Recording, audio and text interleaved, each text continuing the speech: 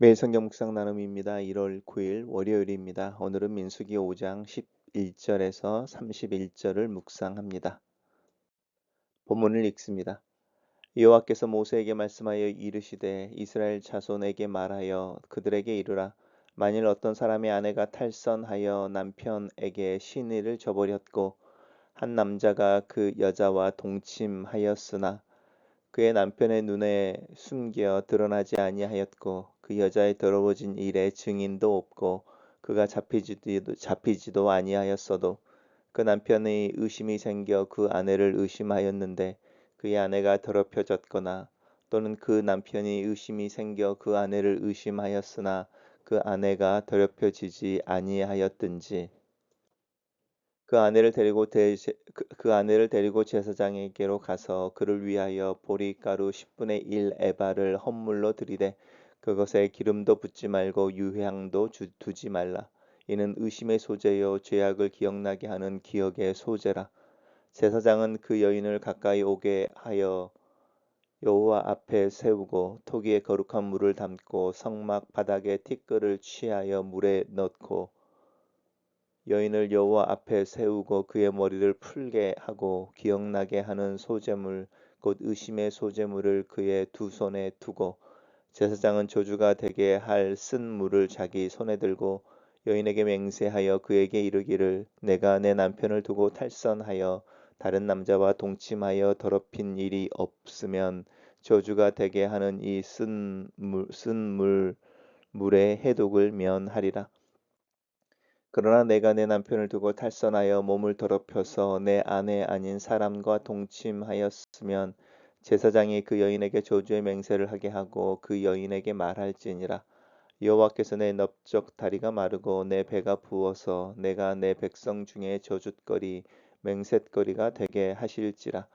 이 저주가 되게 하는 이 물이 내 창자에 들어가서 내 배를 붓게 하고 내 넓적 다리를 마르게 하리라 할 것이요 여인은 아멘 아멘 할지니라. 제사장이 저주의 말을 두루마기에 써서 그 글자를 그 쓴 물에 빻아 넣고 여인에게 그 저주가 되게 하는 쓴 물을 마시게 할지니 그 저주가 되게 하는 물이 그의 속에 들어가서 쓰리라. 제사장이 먼저 그 여인의 손에서 의심의 소재물을 취하여 그 소재물을 여호와 앞에 흔들어 제단으로 가지고 가서 제사장은 그 소재물 중에서 한 움큼을 취하여 그 여인에게 기억나게 하는 소재물을 번제 제단 위에 불 사르고 그 후에 여인에게 그 물을 마시게 할지니라.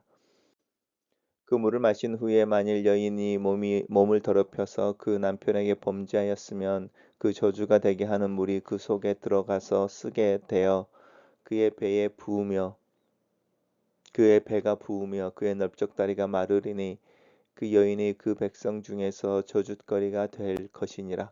그러나 여인이 더럽힌 일이 없고 정결하면 해를 받지 않고 임신하리라. 이는 의심의 법이니 아내가 그의 남편을 두고 탈선하여 더럽힌 때나 또는 그 남편이 의심이 생겨 자기 아내를 의심할 때에 여인을 여호와 앞에 두고 제사장이 이 법대로 행할 것이라. 남편은 무죄할 것이요 여인은 죄가 있으면 당하리라.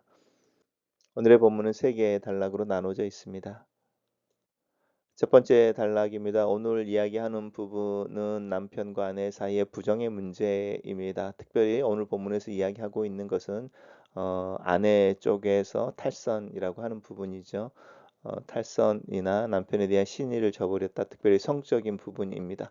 그런데 그것이 드러나지 않고 누구도 알지 못하고 있었는데 남편 안에 갑자기 의심이 생겨서 남편이 이제 아내를 의심하게 될 때 어떻게 이제 그것을 처리할 것인지에 대해서 이제 정하고 있습니다.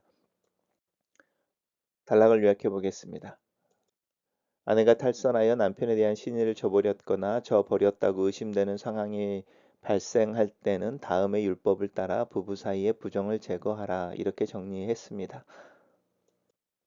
그렇게 이제 의심이 생긴 경우에는 바로 당시는 이제 고대 사회이니까요. 가부장적인 사회여서 남편이 아내를 얼마든지 내칠 수 있었습니다.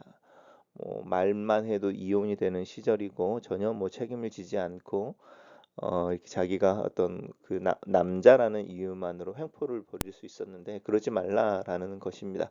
눈은 눈으로 이는 이라고 하는 그 법 또한 복수의 법이 아니라 재판에 대해서 합리적인 어떤 그 보복 아니면 합리적인 보상에 대한 이야기를 하고 있는 거라면 이 오늘 읽은 본문 또한 마찬가지입니다. 남편으로서 가부장 사회 속에서 가지고 있는 권력과 힘을 근거로 하여 아내를 어뷰즈하지 않고 재판을 하거나 하나님 앞에서 정당한 절차를 밟으라고 하는 거죠.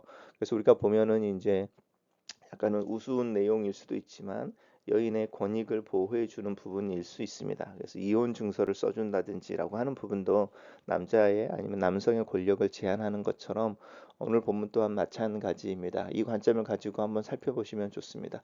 그래서 먼저 그 아내를 데리고 제사장에게로 가야 합니다. 합법적인 절차를 통해서 그것을 부정을 분별하는 방법에 대해서 이야기하고 있습니다. 그럴 때에 이제 제사를 드리는 것을 제물을 가지고 와야 되는데 보리 가루의 10분의 1 에바는 이제 무게입니다.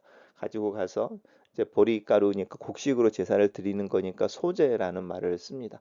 번제라고 하는 것과 소제가 있을 때 번제는 동물을 태워서 하나님 앞에 드리는 제사라고 한다면 소제는 이제 곡식을 가지고 가루를 가지고 하나님께 드리는 제사입니다.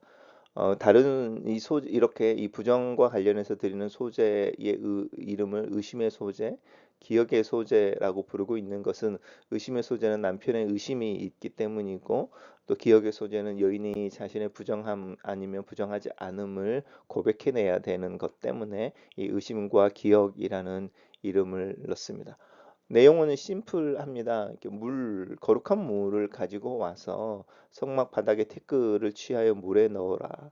그리고 또 이제 두 번째 본문인데 두 번째 본문은 그 물에 제사장이 이제 네가 만약에 하나님 앞에서 거짓말을 한다든지 아니면은 이제 이런 식의 저주나 이런 이야기 하는 거죠. 그런 말을 써서 그 글자를 쓴 물을 빨아서 뭐 이렇게 빨아 넣고 어떤 천이나 글에 쓰겠죠. 이제 특별히 이제 제 생각에 천에 두루마기니까요. 두루마기에 써서 그 이제 글자를 그러니까 이제 잉크 같은 거니까 물에 빨면 쓴 물이라고 하는 그 성소 바닥에 흙을 집은 그 물에 빨아 넣고 나서 그 물을 마시라는 것이죠. 그래서 이제 마시게 해서 이제 그 여인의 말이 이제 자기는 안 했다고 그랬는데 이제 만약에 정말로 했다든지 이럴 때는 그 물이 이제 너의 배를 붓게 하고 몸이 마르게 하고 이제 이런 이야기를 하는 부분입니다. 단락을 요약해 보겠습니다. 아내 부정이 의심될 땐 아내와 함께 제사장에 가서 의심의 소재, 기억의 소재를 드리는 방법을 따라 여인이 부정한 일을 한 경우에 그것을 기억나게 하고 인정하게 하라. 이렇게 정리했습니다. 마지막 단락에서는 이제 결과인 거죠. 그 쓴물, 저주의 물을 마신 여인이 만약에 부정을 행한 경우에는 이제 결과가 나타나게 되고 그것에 대한 대가를 지불해야 한다라고 하는 부분이고요. 그러나라고 하는 부분이 이제 중요한 부분이죠. 여인이 더럽혀진 일이 없고 정결하면 해를 받지 않고 오히려 임신할 거다라는 것입니다. 고대에서 뭐 조선 시대도 마찬가지지만 아내가 이제 아니면 여인이 임신한다라는 것, 결혼한 여인이 임신한다라고 하는 부분은 굉장한 의미가 있지 않습니까? 아내로서의 어떤 위치 또 권리 이런 부분도 있고 또 가부장 시대 속에서 한 여인의 그 미래라고 하는 부분도 안전해지고 이제 이런 부분들이 있습니다. 그렇게 이야기되어지고 있습니다. 그리고 이제 뭐 남편은 무지할 것이요 여인은 죄가 있으면 당하리라라고 하는 부분은 당연하죠. 여인이 있는 부분인데 이제 이 남편이 무죄한다라고 하는 부분 그리고 이제 만 여인이 죄가 없으면 당하지 아니하리라라는 말이 제한되어져 있으니까요. 가부장적인 모습을 보이고 있습니다. 단락을 요약해 보겠습니다. 여인이 죄를 지었으면 그 대가를 받고 여인이 무죄하면 해가 없고 임신을 하게 될 것이다. 이렇게 정리했습니다. 첫 번째 묵상 나눔입니다. 부부가 서로 신의를 지키며 결혼 관계를 거룩하게 지키시기를 하나님은 원하십니다. 그래서 부부 관계 외에 성 관계를 금지하시고 배우자를 두고 다른 이와 성 관계를 갖는 것이 드러나면 사형에 처하라고 명령하십니다. 사형이라고 하는 부분은 죽음의 문제가 아니고 그만큼 강력하게 금지를 명령하고 있다는 뜻입니다. 한 걸음 더 나아가서 하나님은 드러나지 않은 부정에까지 하나님의 계신 이스라엘 진영에서 제거하라고 하십니다. 이를 위해 남편을 가정의 책임자로 정하시고 아내의 외도가 의심될 때 밟아야 할 절차를 알려주십니다. 의심받는 아내가 절차를 따라 제사장이 준 쓴 물을 마셨을 때 만약 외도한 사실이 있다면 신체에 질병이 생길 것이고 무고하다면 아무런 증상도 나타나지 않고 오히려 건강하여 임신하게 될 것입니다. 이 제도는 분명 여성에게 불공평해 보입니다.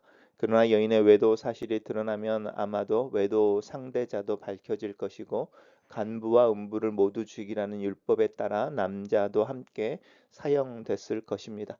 이 제도는 율법의 시대의 가부장적인 문화에 맞춰 세워진 것이라 오늘날의 시각으로 보면 불공평하고 가혹해 보이지만 하나님이 외도를 더러운 것으로 여긴다는 것은 분명히 보여주고 있는 사실이며 21세기를 사는 우리에게 또 지금의 모든 남자, 여자에게 여전히 유의미합니다. 배우자의 품을 만족스럽게 여기고 배우자를 사랑함으로 부부 관계의 거룩함을 지켜나가면 좋겠습니다. 두 번째 나눔입니다. 고대 시대의 아내의 부정을 의심하는 남편이 아내를 데리고 제사장에 가서 하나님 앞에 제사를 드리고 아내의 부정을 분별하는 과정을 행하는 것은 지금의 관점에서 보면 이상해 보이지만 그 당시에는 약한 자가 억울한 일을 겪지 않도록 하나님께서 마련하신 공정한 절차들 중에 하나입니다. 하나님께서는 죄를 처리하는 일만큼이나 억울한 사람이 생기지 않도록 하는 것도 중요하게 여기시기 때문입니다. 만약 의심의 소재 절차가 없었다면 아내를 남편의 소유물처럼 여기던 고대 당시에 가부장적인 문화 속에서 아내는 남편의 의심만으로도 죄인이 되고 내침을 받았을 것입니다. 하지만 하나님이 정하신 절차 덕에 하나님의 판정 없이는 감히 남편이 아내의 외도를 단언할 수 없었습니다. 오늘날 우리 사회의 제도도 힘이 없는 사람들이 억울한 일을 당하지 않도록 지켜주는 방향으로 보완될 때 하나님의 법을 닮은 것이 되고 그로 인해 세상도 하나님 나라의 아름다운 모습에 한 발자국 더 가까이 가게 될 것입니다. 이것을 위해 기도가 필요합니다. 글로 쓰는 기도입니다. 하나님께서 허락하신 가정을 이루고 삽니다. 아내와의 관계 속에 이해와 용납이 더 깊어지게 하시고 함께 인생의 길을 걸어가는 동반자로서의 신의와 사랑, 고마움에 대한 표현이 더 많아지게 하소서. 같은 하나님을 믿는 믿음의 동반자로서 신앙과 삶이 깊이 공유되어지게 하소서. 오늘 하루도 혼자가 아니라 함께이며 또한 하나님께서 저와 함께 걷는 것을 믿습니다. 아멘.